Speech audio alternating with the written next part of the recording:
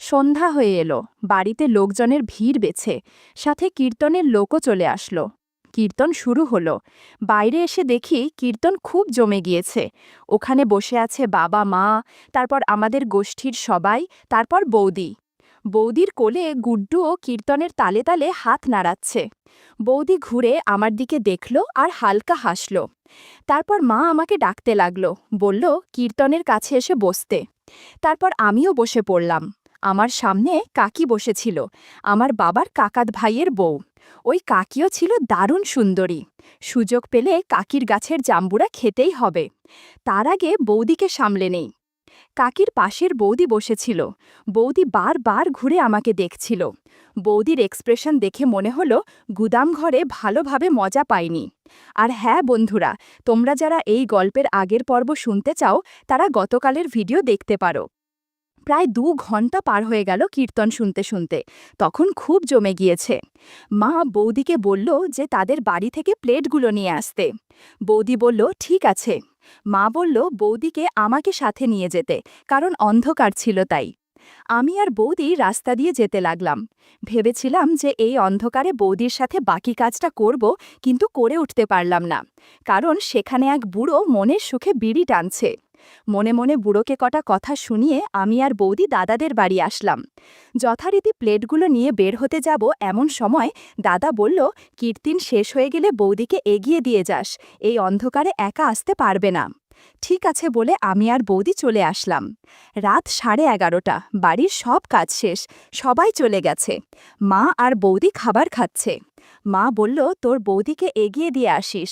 কথাটা শুনে বৌদি আমার দিকে চেয়ে হাসছিল। বৌদিও জানতো যে আজকে বাড়ি পৌঁছে দেওয়ার বাহানায় তার সাথে কি হবে। কিছুক্ষণ বাদে বৌদি আর মা খেয়ে উঠল। মা বলল যা, ওকে বাড়ি পৌঁছে দিয়ে আয়। আমি বললাম কেন, এখান থেকে ওইখানে বাড়ি আবার পৌঁছে দেয়া লাগে নাকি? আমার যেতে হবে না, বৌদি চলে যাবে।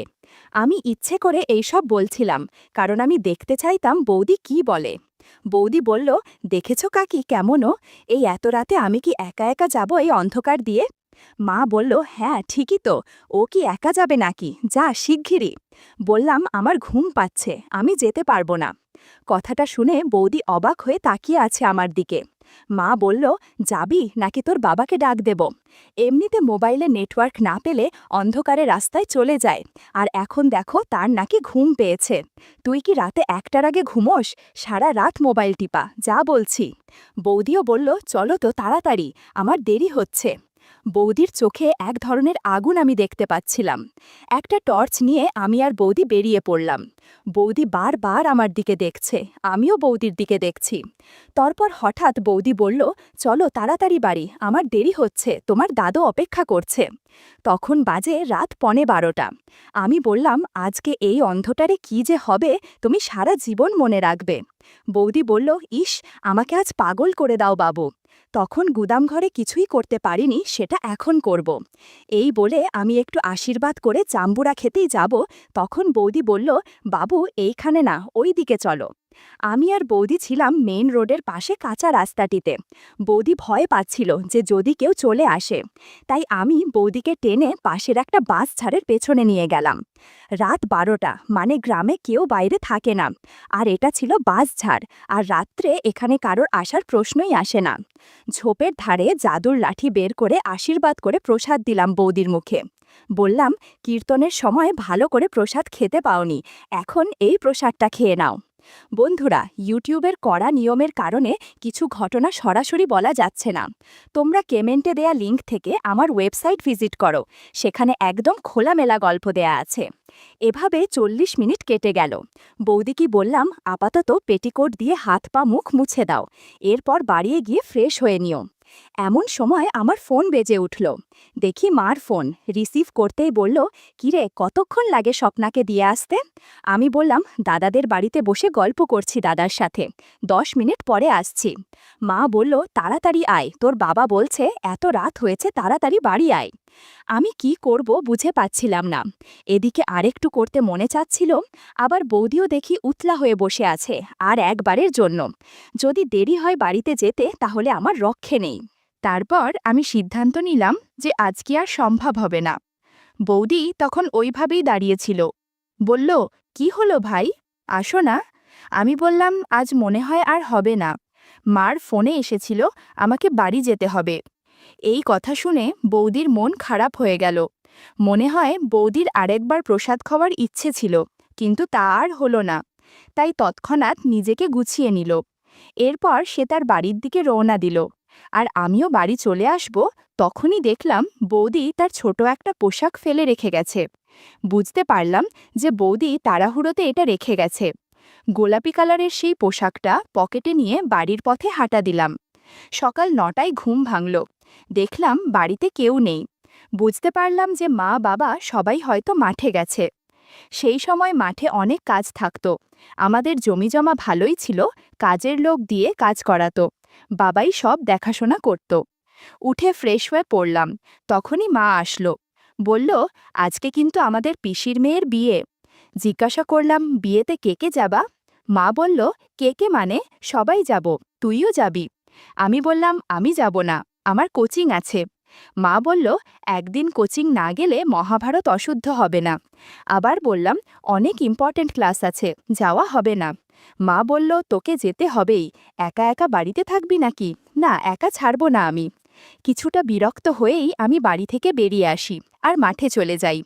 মাঠে গিয়ে দেখি বাবা কাজের লোকদের কি যেন বলছে। আমিও বাবার কাছে গেলাম। বাবা বলল, আজকে কোচিং নেই? আমি বললাম, আছে, বিকেলে। পিসির বাড়ি কে কে যাবে? বাবা বলল, যেতে তো সবাইকেই হয়, কিন্তু মাঠে তো অনেক কাজ, কি যে করি। আমি বললাম, আমার কোচিং আছে, আমার যাওয়া হবে না। তখন হঠাৎ দেখতে পাই বৌদিকে। বৌদি মাঠে শাক তুলছে আর দাদা মাঠে হাঁটছে। আমিও যাই তাদের কাছে। আমি বৌদির দিকে তাকিয়ে আছি। বৌদি আমাকে একদমই দেখছিল না। তারপর আমি মাঠে কাজের লোকেদের কাছে যাই আর দাদা বাড়ি চলে যায়। আমি দূর থেকে দেখছি যে বৌদি ভুট্টা ক্ষেতের কাছে শাক তুলছে। তখনই আমার মাথায় এক বুদ্ধি আসলো। কাজের লোকেদের বললাম যে, তোমরা কাজ করো, আমি ওই দিকের থেকে আসছি। আমি বৌদির দিকে সরাসরি গেলাম না, আমি খানিকটা ঘুরে গেলাম, কারণ মাঠে অনেক লোক ছিল, যে যার কাজ করতে ব্যস্ত। আমি ভুট্টা ক্ষেতের ভিতরে ঢুকলাম। ভিতরের গাছগুলো ছিল অনেক উঁচু, প্রায় ৮ ফুট উচ্চতার কাছাকাছি। বৌদি যেখানে শাক তুলছে সেদিকে যেতে লাগলাম। ক্ষেতের শেষ প্রান্তে এসে ভেতর থেকে বৌদিকে দেখতে পেলাম। বৌদি ম্যাক্সি পরে আছে। ম্যাক্সি কোমরে গুজে শাক তুলছে। একটু পর বৌদি উঠে দাঁড়ালো। আমি আগে যেখানে কাজের লোকেদের সাথে ছিলাম সেদিকে বৌদি তাকিয়ে চারপাশে দেখতে লাগলো। আমি জানতাম যে বৌদি আমাকেই খুঁজছে। বৌদি জানত না যে আমি তার পেছনেই ভুট্টা খেতেই দাঁড়িয়ে আছি। আমি মাথা বের করে চারপাশটা দেখলাম, কেউ দেখছে নাকি।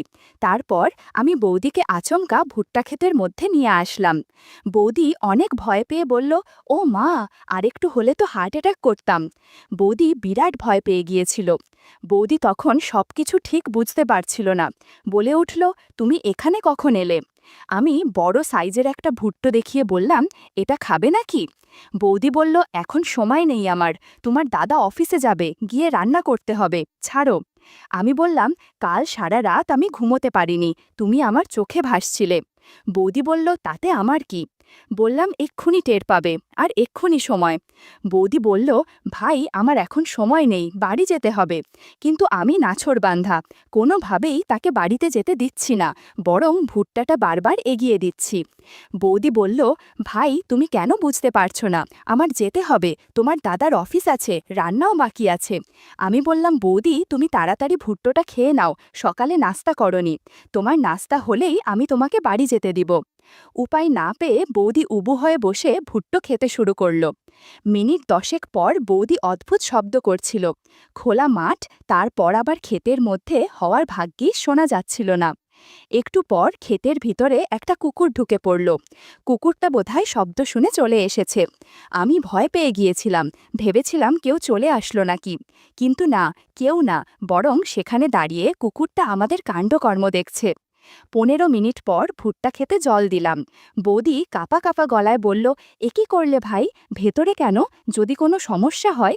আমি বললাম, আরে চিন্তা করো না, কিছু হবে না। তুমি বাড়িতে গিয়ে ওষুধ খেও, আর হয়ে গেলে আমি তোমাকে বিয়ে করে নেব, কেমন? বৌদি এই কথা শুনে অবাক হয়ে আমার দিকে চেয়ে রইল। কিছুক্ষণের মধ্যে সেখান থেকে চলে গেল। এদিকে আমি ভুট্টো ক্ষেতের থেকে বেরিয়ে দেখি বাবা কাজের লোকেদের সামনে দাঁড়িয়ে আছে। বাবা বলল, কোথায় গিয়েছিলি তুই? আমি বললাম, এই একটু ওইদিকে ঘোরাঘুরি করছিলাম। বাবা বলল, যা, বাড়িতে মা ডাকছে। আমি মাঠের থেকে বাড়ি চলে আসলাম। মা বলল ভাত খেয়ে নিতে। তারপর আমি ভাত খেয়ে নিলাম। খেয়ে দিয়ে আমি আমার রুমে গিয়ে বইপত্র নাড়াচ্ছিলাম। তারপর দাদাদের বাড়ির কলের পাড়ে আওয়াজ পেলাম। দেখতে পেলাম বৌদি বাসন মাজছে, পরনে সেই ম্যাক্সিটা পরে আছে। বৌদি বাসন মেজে সেখান থেকে চলে গেল। বেলা বয়ে গেল, বিকেল হয়ে এলো। আমি কোচিংয়ে যাওয়ার জন্য রেডি হচ্ছি। সেই সময় কোচিং থেকে কল আসলো, বলল যে আজকে কোচিং ক্লাস হবে না। তারপর আমি আবার বিছানায় শুয়ে পড়লাম। মা ঘরে এসে বলল, কিরে, রেডি হসনি, ক্লাসে যাবি না? আমি বললাম যে আজকে বন্ধ। মা বলল, তাহলে হয়েই গেল, নে এবার রেডি হতে থাক পিসির বাড়ি যাওয়ার জন্য। আমি আর কোনো অজুহাত দিতে পারলাম না, যেতেই হবে। বিয়ে বাড়িতে যাওয়ার জন্য আমরা একটা মিনি বাস ভাড়া করলাম, কারণ আমাদের পরিবার অনেক বড়, তাই সবাই যাবে। আমি মাকে বললাম, কে কে যাবে? মা বলল, সবাই যাবে। আমি বললাম, দাদাদের বাড়ি থেকে কে কে যাবে? মা বলল যে ওরাও সবাই যাবে। ব্যাস, কথাটা শুনে আমি খুশি হয়ে গেলাম। ভাবতে লাগলাম, বিয়ে বাড়ি বলে কথা, বৌদিকে দারুণ লাগবে দেখতে। সূর্য পশ্চিম আকাশে ঢলে পড়েছে, সন্ধ্যা হয়ে গেল। সবাই রেডি, গাড়ি এসে গিয়েছে। আমরা সবাই গাড়িতে উঠে পড়লাম। গাড়ি ছাড়বে ছাড়বে ভাব, তখনই বৌদি আর গুড্ডু বাসে উঠে পড়ল। আমি তো বৌদিকে দেখে মহা খুশি। গুড্ডু আমার কাছে দৌড়ে চলে আসলো, আমার সাথে এসে বসে পড়ল। তারপর বৌদি আমার দিকে চেয়ে মুচকি মুচকি হাসছিল।